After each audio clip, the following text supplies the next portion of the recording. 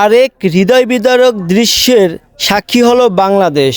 মানসিক ভারসাম্যহীন এক লোক যিনি ঢুকে পড়েছিল ঢাকা ভার্সিটির মধ্যে, যাকে সন্দেহজনকভাবে বেধড়ক মারধর করা হয়। কিন্তু মারধরের পূর্বে তাকে খাবার দাবার ভাত খাইয়ানোর পরে তাকে বেধড়ক মারধর করা হয়, যে মারধরের কারণে লোকটি শেষ পর্যন্ত মৃত্যুর কোলে ঢলে পড়েন।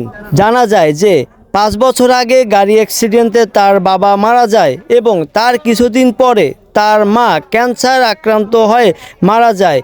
তার ভাই নাজিরপুরের পুলিশের এসআই ছিল, তিনি হঠাৎ গত রমজানে লিভার অ্যাসিস্টে লিভার ক্যান্সার হয়ে মারা যান। এতগুলো ধাক্কা একসাথে সহ্য করতে না পেরে এই লোকটি মানসিক ভারসাম্য হারিয়ে ফেলে অবশেষে মৃত্যুর দ্বারপ্রান্তে চলে গেল ঢাকা ভার্সিটির মধ্যে। তাহলে জাতির কাছে প্রশ্ন হলো, ঢাকা ভার্সিটির মধ্যে শিক্ষিত লোকদের আচরণ এমন কেন হলো?